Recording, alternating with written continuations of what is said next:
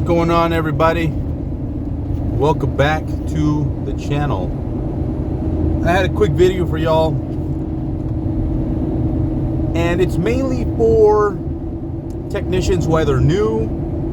This would probably apply for technicians who feel like they're not leveling up, they're not getting anywhere, they're not making progress. Okay, maybe you're new to the trade, or maybe you've been in for a couple years and you're not figuring out why you're not leveling up, both in income and maybe in position, right? Well, we got 5 points that help me out, the top 5 points that help me out tremendously. And I think if you follow these, then you will also level up as well. Okay, let's just hop right into it. The first, I got my notes here. The first one is put in the work or hustle. That's very simple, okay? And this applies, doesn't matter if you're 20, 30, 40, 50 years old and you're getting into the trade barely. It's okay, but you need to work and you need to hustle. You got to be the first one at the yard or at the shop, and you got to be the last one to go home, okay? That's just pretty much all there is. There's, when they tell you to do something, you're hustling to go get whatever tool, whatever part, whatever you need to do, you're hustling, okay? That's pretty simple. There's not much to it. Everyone likes a hustler. Everybody enjoys working with a hustler. Every business owner loves a hustler, okay? So if you're not doing these things, if you're kind of watching the clock, if you're kind of like, oh man, I got to do this, or I got to go to this, or I got to go to that, then you got to change that mentality if you want to level up. Right now, I know some people got babysitters and schedules that are kind of weird and conflicting, but this does not apply obviously to those people. This applies to people who don't have those time constraints. Okay, they just want to be at home, or they want to be doing something else. All right, and these are kind of like in order, and you'll see why. After you're doing that, putting in the work, hustling, or if you're already doing that, the next thing would be to ask to work side by side or underneath the supervision of the guy or the best that company has to offer. They're in every company, guys. In every company, there's a silverback guy that half the people look up to and want to be, and then there's the other half that are jealous and that they can't stand his guts. Okay, work under the supervision of that guy, or work side by side with that guy, because steel sharpens steel. Okay, if you do that, you will level up, which leads me to my third point. So second point was work with the best. Third is you need to have a coachable mentality, because if you don't, then it doesn't matter that you're working with the best, because you're not going to want to listen and to follow the directions of somebody who is much better than you. Okay, I struggled with this one. The first two I didn't struggle with at all. The third one I did a little bit, and I quickly fell into, oh, you know what? There's a reason that this guy's the best. There's a reason that this guy makes a ton of money. It's because he knows stuff that other people don't. So maybe I should listen to what he has to say and do what he tells me to do, and how he tells me to do it. That's just it. That's all there is to it. Okay, just have a coachable mentality.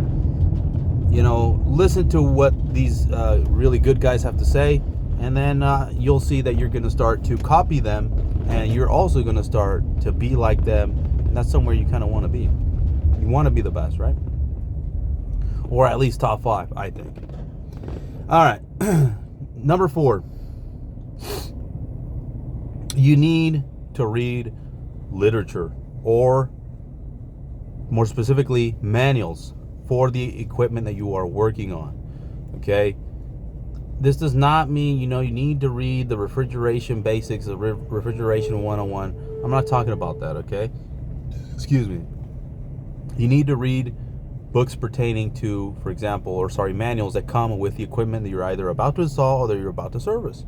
You got to spend time and read that stuff. Once you start doing it, you will see exactly what I mean, okay?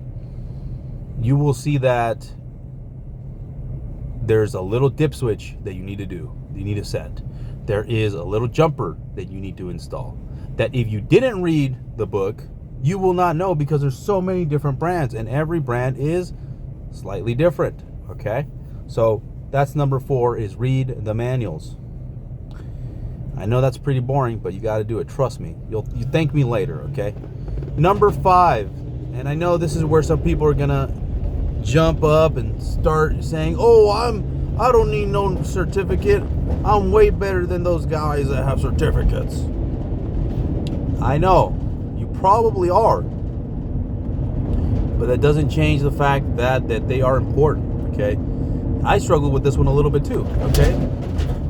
There was a little bit of a standstill, and I asked, the owner of the company, I said, "Hey, you know what, I need to, I want to raise. What's the next step to make, a better position and making more income, making more money?" He said, "Okay, well, you need to get your certificates." And I know you guys know which one I'm talking about. Over here, it's called NATE.